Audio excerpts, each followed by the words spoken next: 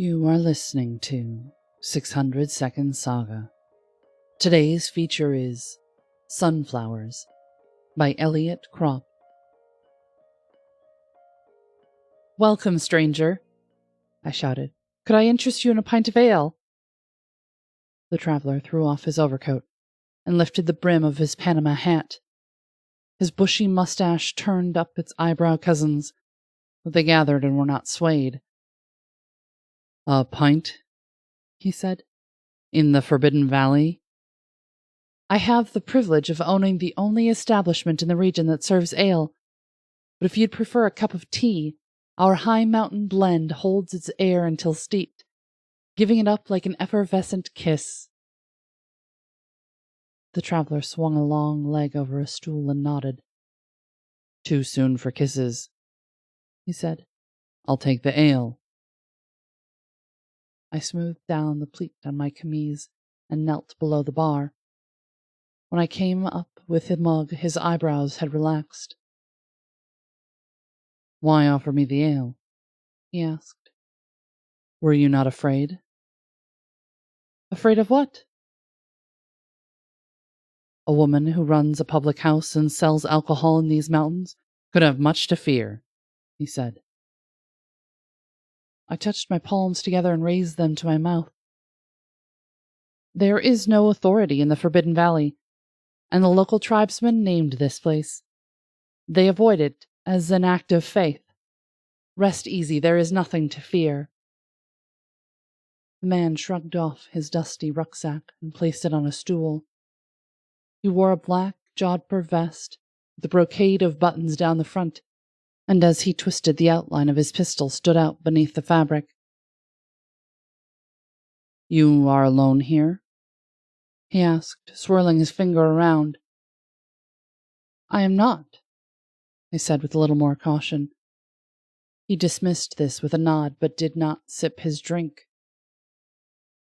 "It is curious," he said, "that you could maintain this business. Who are your customers in the Forbidden Valley?"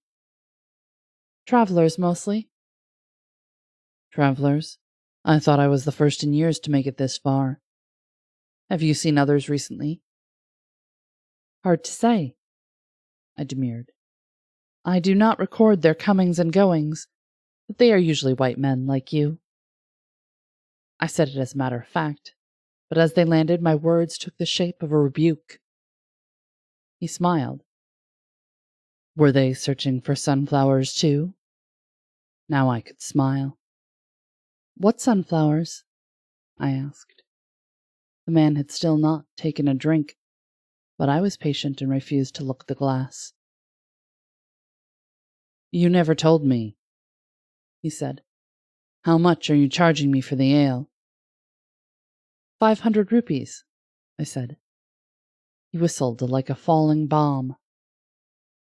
"That's some expensive poison," he said. I did not look at the glass. Instead, I let out a little laugh. "Here," he said, pushing the glass to me. "You have the first drink."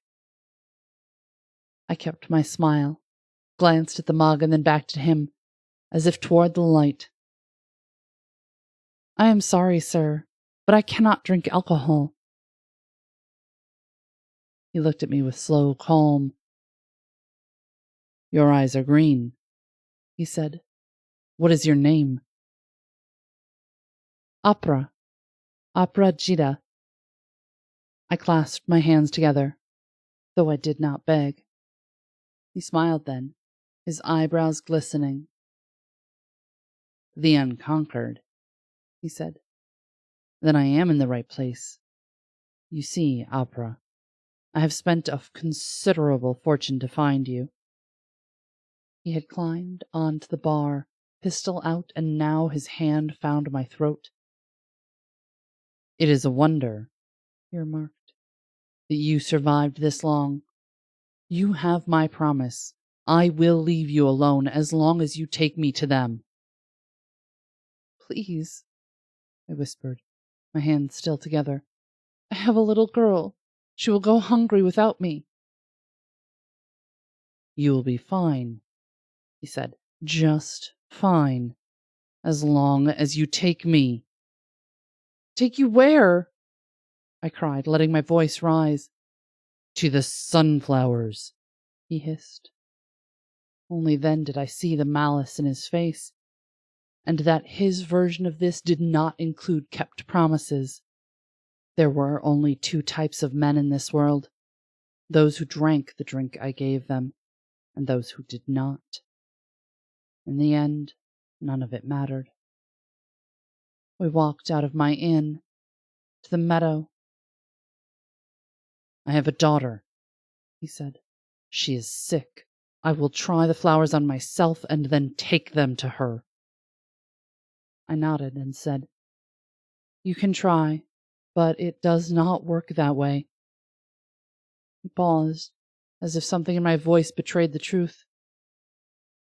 Then how? He asked. How does it work? You said you have a daughter. She must have been sick too. What else would you be doing here? You speak fluent English and your private school education betrays your every movement. We are here for the same reason. I said nothing. Call her. Call her now, or she will go hungry.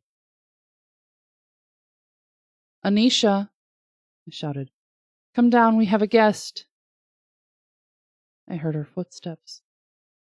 Always so eager for a guest. Down the steps and out the door to our meadow. When she saw us standing in the field, she stopped, staring at the pistol. It's all right, the man said. Everything will turn out fine. Just tell me, Anisha, how did your mother cure your sickness? She turned her big brown eyes on the man and said, I will show you. Call them, she ordered me. I whispered to them, and the flowers stood in the meadow, as far as the distant mountains, their little golden heads rising from the earth. This is what she did, Anisha said, as she took the man's hand and led him into the field. She held me close to her and lay in the field. She pulled his hand down until he sat, and then wrapped her arms around him. Lie down, she soothed. He did, and looked up at me. Is this what you did? He asked. I looked away, but Anisha answered. Of course not. She is not my mother. Then the flowers took him, and the little girl began to eat.